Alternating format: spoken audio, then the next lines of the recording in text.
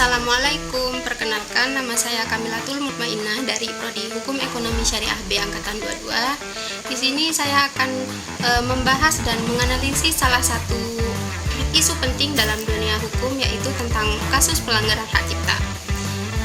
Kasus yang ingin saya analisis yaitu tentang film pendek yang berjudul Kau Adalah Aku Yang Lain, yang disutradarai oleh Anto Galon, yang mana pada saat itu film pendek ini memenangkan salah satu lomba yang diselenggarakan oleh Polri.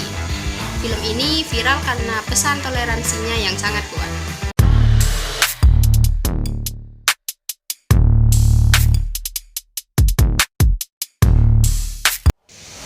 Adapun fokus pembahasan pelanggaran hak cipta pada film tersebut, yang pertama yaitu ada pada objek hak cipta. Karena film Kau Adalah Aku Yang Lain ini merupakan karya cipta yang dilindungi oleh Undang-Undang Nomor 28 Tahun 2014 tentang hak cipta sebagai karya audiovisual. Dan film ini menyangkut elemen-elemen seperti naskah, penyutradaraan, acting, visual, dan pesan moral. Jadi semua elemen itu secara hukum berada di bawah naungan atau pelindungan hak cipta milik penciptanya, yaitu Anto Galon. Lalu yang kedua, bentuk pelanggarannya.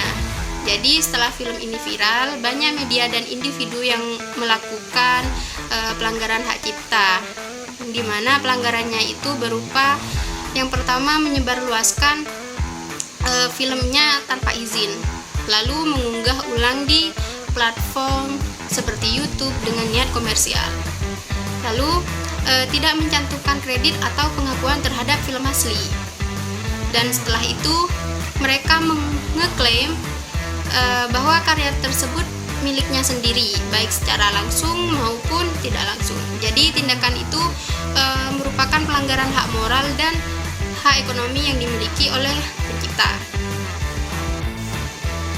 Lalu yang ketiga adalah hak yang dilanggar.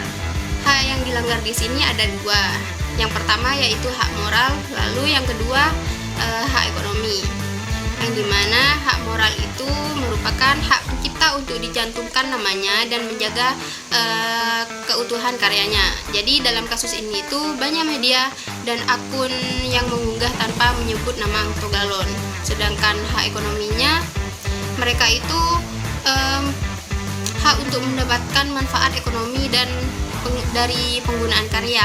Ketika pihak lain memonetisasi konten tersebut, maka hak ekonomi pencipta dilanggar karena ia menerima royalti atau kompensasi.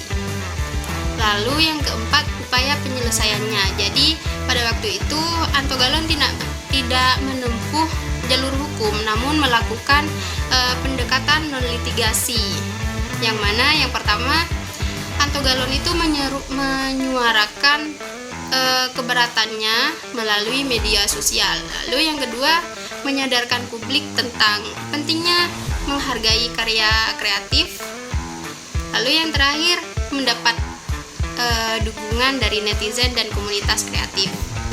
Jadi akibatnya beberapa media dan platform mulai mengakui kesalahan mereka dan menyatukan nama aslinya, yaitu nama asli Anto Galon.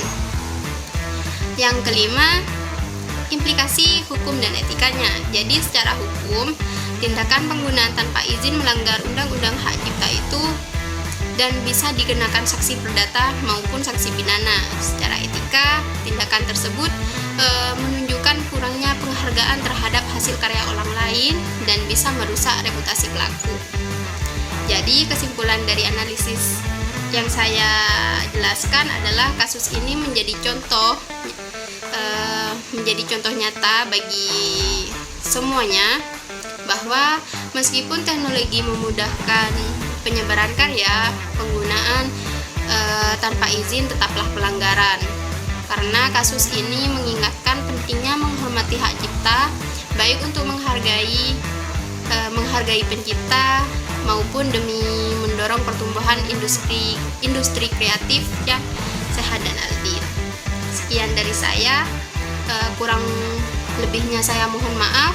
Wassalamualaikum warahmatullahi wabarakatuh.